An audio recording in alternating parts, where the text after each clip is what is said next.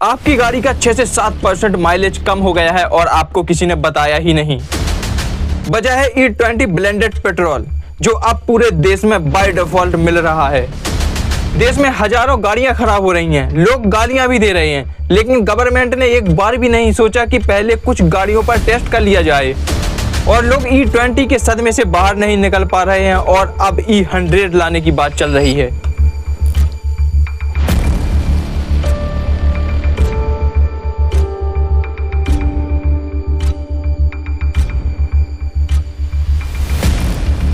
देखो, एथेनॉल ऐसी कोई नई चीज नहीं है जिसे पेट्रोल में पहली बार मिलाया जा रहा हो। इसे 2003 से 2022 तक सिर्फ 10% ही मिलाया जा रहा था।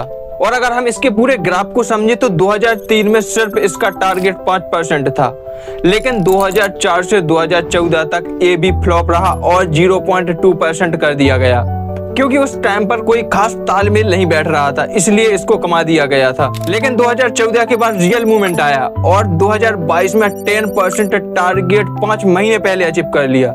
लेकिन 2022 तक तो सब कुछ ठीक ही चल रहा था, लेकिन 2022 के बाद आया एक बहुत बड़ा मोड़, जिसे आना तो नहीं था लेकिन जबरदस्ती घुसेड़ा गया। दिसंबर 2025 में E10 को सीधा E20 कर दिया गया। हालांकि जो E20 का टारगेट था वो 2030 तक का प्लान था, और यहीं से होती है सबसे बड़ी कंट्रोवर्सी। देखो, 2003 से 2022 तक यानी 19 सालों में हम E10 तक पहुंचे, और E10 से E20 तक पहुंचने में सिर्फ 3 साल का वक्त लगा। इतना कम टाइम क्यों?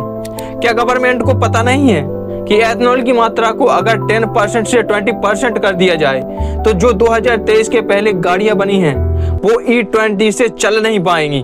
देखो, E20 को जिन जिन गाड़ियों में भी डाला जाता है उनका माइलेज 6 से 7% तो ड्रॉप होता ही है, साथ में रबर, सील, गैस्केट और हॉसेस भी यूज होते हैं। वो असल में पेट्रोल के लिए डिजाइन किए गए थे, ना कि एथेनॉल के लिए, और इसी वजह से इन पार्टों को भी डैमेज करता है। देखो, एथेनॉल बहुत ज्यादा क्रॉसअप होता है और हाइग्रोस्कोपिक भी, मतलब इसमें थोड़ा सा भी मॉइस्चराइजर और एक छोटी सी पानी की बूंद भी चली जाए तो यह पेट्रोल से नीचे की तरफ अलग हो जाता है और टाइम के साथ ये पुराने रबर और प्लास्टिक पार्ट को खराब कर देता है। और साथ ही ethanol metal tank, fuel lines और इंजेक्टर पार्ट को भी जंग बढ़ा सकता है। स्पेशली उन मटेरियल में ज्यादा जंग लगेगी जो E20 के हिसाब से नहीं बनाए गए हों। ये कुछ ऐसा है जैसे पुराने स्मार्टफोन में नया हैवी सॉफ्टवेयर अपडेट कर दिया जाए।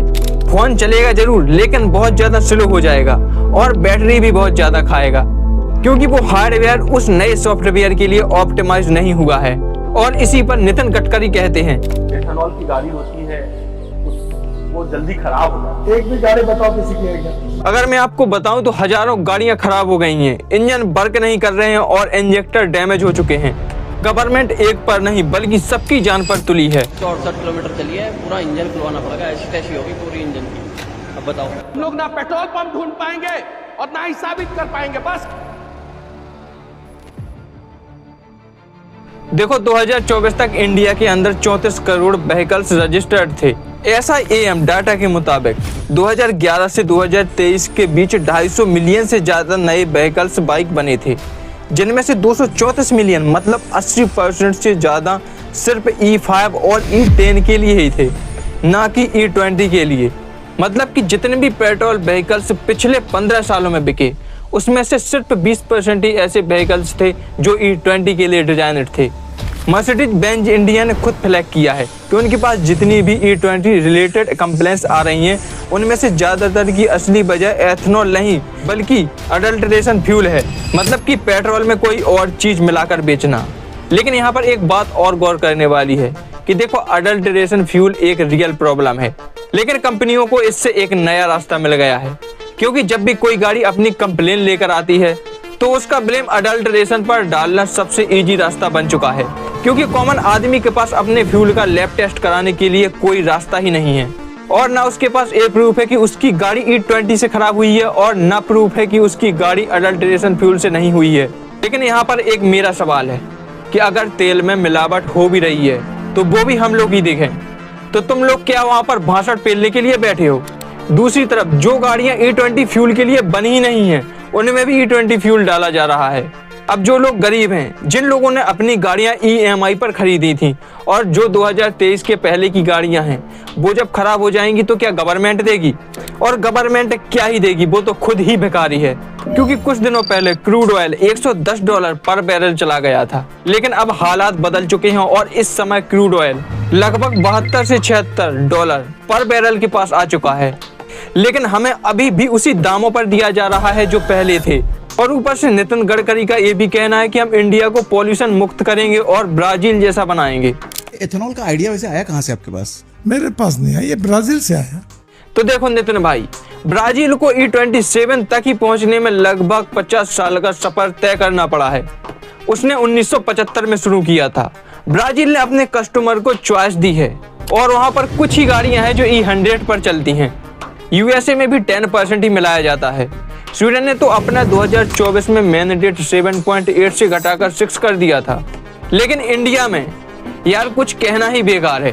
जी ये हो गया पेट्रोल, ये हो गया एथेनॉल। अबे बोरिंग वाला पानी लग रहा है वाला। पी ले। नितिन गडकरी जी ये देखिए गन्ने का रस और पेट्रोल। हाँ, मैं इस चीज को मानता हूँ कि एथेनॉल का यूज करने से पॉल्यूशन कम होता है और हम विदेश से क्रूड ऑयल को कम मंगवाएंगे तो हमारे देश की करेंसी भी बढ़ेगी, साथ ही किसानों की फसल महंगे दामों पर भी बिकेगी। लेकिन एथेनॉल बनाने से सिर्फ बेनिफिट ही नहीं है, बल्कि कुछ दिक्कतें भी हैं, जैसे पानी की दिक्कत।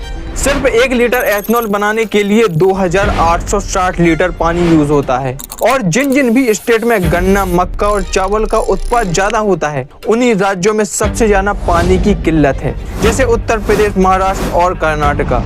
इनकी ऐसे बहुत से जिले हैं जो ग्राउंड वाटर स्ट्रेस लिस्ट में टॉप पर हैं। और यह कोई कोइंसिडेंस नहीं है, ज्यादातर पानी मांगने वाली क्रॉप वहीं पर उगाई जाती हैं जहां पर पहले से इरिगेशन और हैवी फार्मिंग प्रैक्टिस है, और यही प्रैक्टिस ग्राउंड वाटर को खत्म कर रही है। दूसरी तरफ सिर्फ 1 लीटर एथेनॉल बनाने में लगभग 8 से 15 लीटर वेस्ट वाटर निकलता है, जिसको अगर सही से ट्रीट न किया जाए तो यह नदियों और ग्राउंड वाटर को कंटेमिनेट करता है। तीसरी तरफ देश में एथेनॉल की 500 से ज्यादा फैक्ट्रियां हैं, मतलब डिमांड से ज्यादा, यानी एथेनॉल ब्लेंडिंग 20% हो रही है। तो टारगेट एक साल में लगभग 1100 से 1200 करोड़ लीटर का है, लेकिन इंस्टॉलेड कैपेसिटी प्रोडक्शन है 1990 से 2000 करोड़ लीटर तक, मतलब डिमांड से ऑलमोस्ट डबल। यानी जितनी भी फैक्ट्री बनी है उनसे ज्यादा एथेनॉल बनने की कैपेसिटी है, लेकिन 20% ब्लेंडिंग कैप की वजह से कंपनी ज्यादा सेल कर ही नहीं पा रही हैं। और इसी वजह से अब प्रोड्यूसर कह रहे हैं कि E20 से E25, E30 और E100 तक की ब्लेंडिंग की जाए। और नितिन गडकरी ने भी कह दिया कि E100 जल्दी ही आएगा। एथेनॉल को 100% यूज करने के बारे में हमने निर्णय किया। अब देखो, कंपनियां बढ़ गई हैं तो कंपनियों में एथेनॉल ज्यादा मात्रा में बन रहा है और इसी वजह से प्रोड्यूसर का दबाव है। तो नितिन गडकरी ने भी सोचा कि ब्लेंडिंग को बढ़ाओ और E20 से E25 और E30 करो, ताकि जो लोग अभी कम परेशान हैं और फिर जब E30 आएगा तो लोग गाड़ियां चलाना ही बंद कर देंगे। ऊपर से नितिन गडकरी के बेटे निखिल गडकरी, जो कि सियान एग्रो इंडस्ट्री के नाम से एथेनॉल की कंपनी चलाते हैं। अगर हम इस कंपनी की तरफ थोड़ी भी नजर डालें तो जून 2024 में इस कंपनी का रेवेन्यू 18 करोड़ था और जून 2025 में इस कंपनी का रेवेन्यू बढ़कर 523 करोड़ हो गया था और स्टॉक प्राइस भी 2100% बढ़ गए थे। हालांकि शायद या किसी और ने अभी तक ये कंफर्म नहीं किया है कि इतना रेवेन्यू सिर्फ एथेनॉल कंपनी से आया है। वहीं नितिन गडकरी ने भी कहा है कि जितनी भी इंडिया में एथेनॉल कंपनियां हैं उसका सिर्फ 0.5% ही आउटपुट सियान एग्रो प्रोड्यूस करती है। चलो मान भी लिया कि सियान एग्रो आउटपुट का 0.5% ही प्रोड्यूस करती है, लेकिन जब एथेनॉल ब्लेंडिंग बढ़ी यानी 2024 में, तो तभी इसका रेवेन्यू क्यों बढ़ा? मतलब इनका सीधा सा मतलब है कि प्रॉफिट कमाए इनके बच्चे और झेले कंज्यूमर। अगर एथेनॉल बना भी रहे हैं तो हम लोगों को ऑप्शन भी तो देने चाहिए, ऑप्शन भी नहीं दिया जा रहा है। और ऑप्शन दे भी रहे हैं तो कैसा? XB100। मैं आपको बताऊंगा तो आप इसकी कीमत नहीं सुन पाओगे। इसके प्राइस है 150 रुपए से 160 रुपए पर लीटर। मतलब कि अगर कोई आदमी पेट्रोल भरवाने भी जाए तो अगर उसको इसके प्राइस बता दिए जाए तो वो 10-12 बार तो वहीं निपट जाएगा। ऊपर से नितिन गडकरी का ये भी कहना है कि हम अपने देश को प्रदूषण मुक्त बनाएंगे। जिस तरह ब्राजील अपने देश में एथेनॉल का यूज कर रहा है, वैसे ही हम अपने देश में एथेनॉल से गाड़ियां चलाएंगे। तो देखो गडकरी जी, ब्राजील ने 50 साल दी हैं E27 तक पहुंचने में और तुमने E10 से E20 तक पहुंचने में सिर्फ 3 साल का वक्त दिया है, और अब तुम्हारा ये भी कहना है कि E100 भी जल्दी आएगा। और वैसे भी गडकरी, एथेनॉल लाकर तुमने कौन सा पॉल्यूशन कम कर दिया है? आज भी उतना ही पॉल्यूशन हो रहा है जितना पहले हो रहा था। बस तुमने इतना कर दिया कि अपने घर का कचरा ना जलाकर किसी दूसरे के घर में भेज दिया और फिर बोल रहे हैं कि मेरा घर तो साफ है। हाँ, थोड़ी गाड़ी का पाइप जरूर क्लीन दिखेगा, लेकिन इसका मतलब ये नहीं कि पॉल्यूशन गायब हो गया, बस वो शिफ्ट हो गया गाड़ी के पाइप से फैक्ट्री और नदियों तक। और एक चीज जो यहाँ पर बहुत इंपॉर्टेंट है, एथेनॉल कॉम्बिनेशन से NOx और एसिटाल्डिहाइड जैसी टॉक्सिक चीजें बढ़ सकती हैं जो हाईली अनरेगुलेटेड हैं। ब्राजील जो दशकों से एथेनॉल यूज कर रहा है, उसने इन्हें मॉनिटर करने के लिए प्रॉपर स्टैंडर्ड बनाया है, और इंडिया ने ऐसा स्टैंडर्ड एडॉप्ट ही नहीं किया।